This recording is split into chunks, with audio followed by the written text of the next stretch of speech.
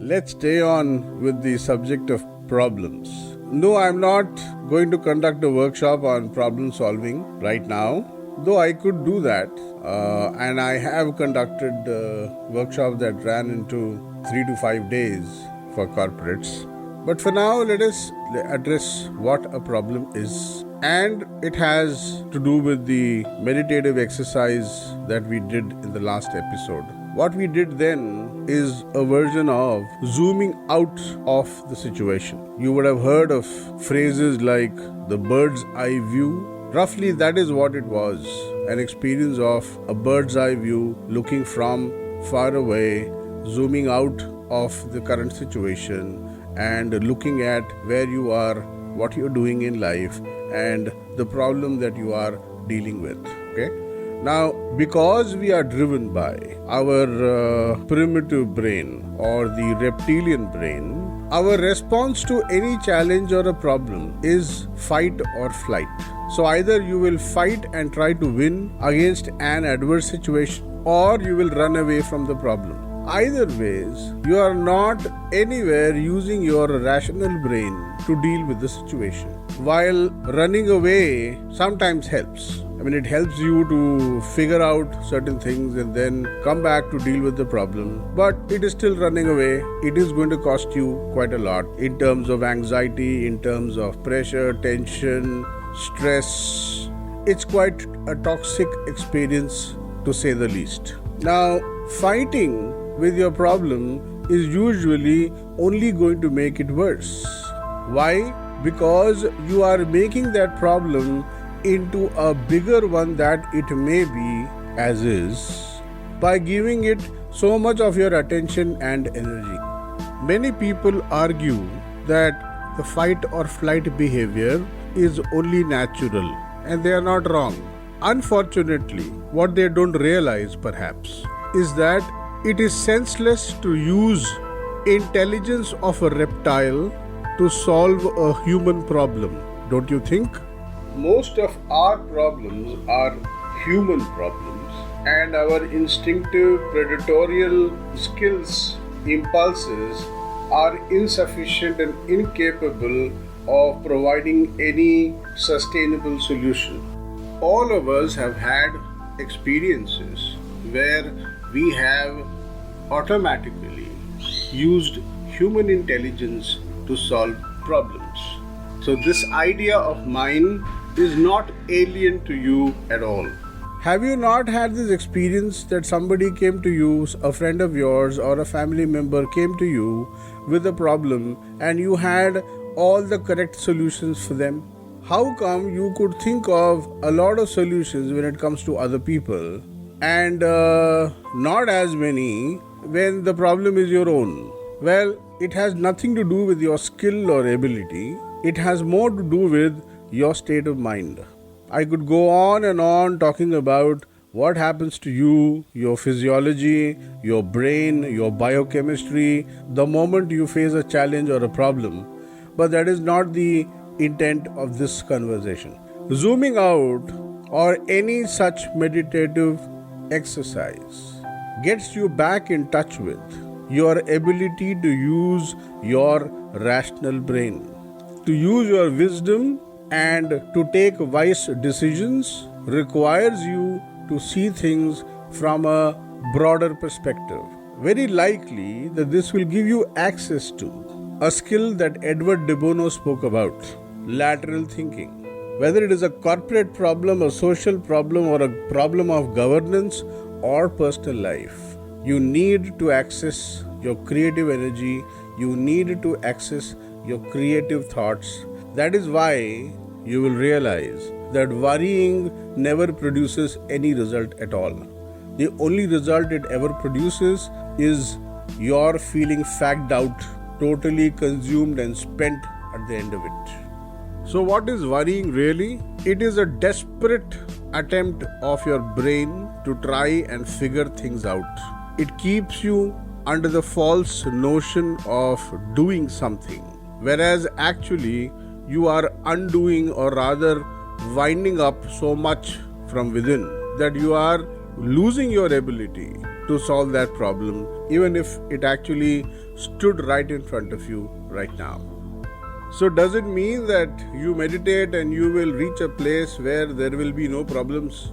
That's quite a utopian thought, but that is not true. Even if you learned to remain in one of the samadhis, savikalpa, nirvikalpa samadhis, you would still have human problems because you are a human being. You cannot not have problems.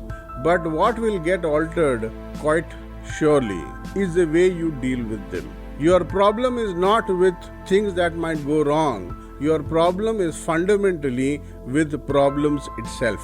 So the moment you have altered your reaction or response to the problems of your life, you will have far better access, far better control over your decisions and the actions you need to take. Of course, it goes without saying that many of your problems are caused by your inability to be impersonal and separate yourself from situations of life. You want to control somebody else, obviously your life is going to be full of problems. You want to control outcomes of your life, obviously you have tons of problems which you have invited quite unnecessarily. So again, in order to prevent something, you could be creating unnecessarily a whole lot of problems which never existed to begin with. In case you're still not convinced about the fact that problems are here to stay, if you're still caught up in the question as to why me, other people don't seem to have this problem and I have this problem and I wish I had those problems and not this problem, here is a story I want you to remember. There was one time an announcement was made that God was very pleased with the human beings, and this is an open invitation to each and every one, and the doors of the heavens will be opened on such and such date and time. So come everybody with your problems and they will all be dissolved. So everybody, every human being on earth, the 750 billion that we are or more, everybody packed up their problems in gunny bags and sacks, and they were all lined up and they entered the heavens, sat in a huge hall waiting for the Lord to appear and dissolve all their problems. Just then there was an announcement which said that the demons have attacked the heavens, so please everybody run and save your life for now. We shall recall all of you as and when the situation is under control. So everybody in that chaos, in that confusion, grabbed whatever sack, whichever bundle they could and ran back to their lives.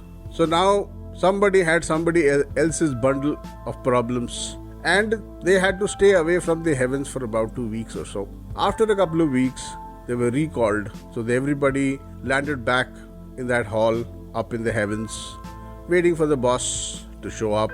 And they were all carrying their bags of problems, and the Lord appeared, pleased that people are here, pleased that they have all survived the attack of the demons. And he said okay, or she said okay. I don't want to be blamed for gender bias here, whether God is a he or a she or a it. So God said, your wish shall be granted. One of you please speak up. So one guy stood up, volunteered to speak for the rest of the people, and he said, listen, God, thank you very much for this invitation. It's a great pleasure to have met you. You know, he was very good at public presentations. So he'd said all that, all the pleasantries, and then he said, but boss, I want my sack back. At least I could understand my problems. The sack I picked up, which belonged to somebody else, God knows who. I don't even know what these problems are. I have no idea what this sack contains. So please give me my problems back. So God said, so be it. And everybody got their problems back the way everything was.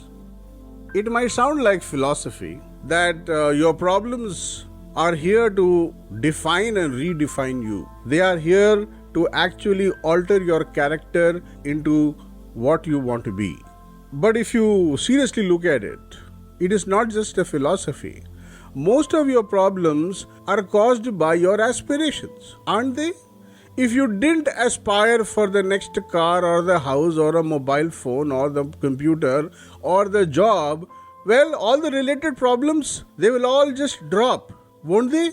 So most of your problems are related to or are caused by the aspirations you've got. Now, there are cults and institutions which preach that you let go of all your desires, live a desireless life, and then you will not have any problems. It is true.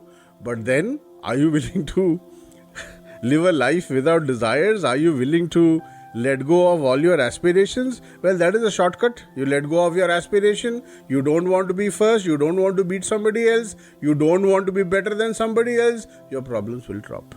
Not just philosophy. This is very practical. But is that practical for you? Is that how you envisage your life to be?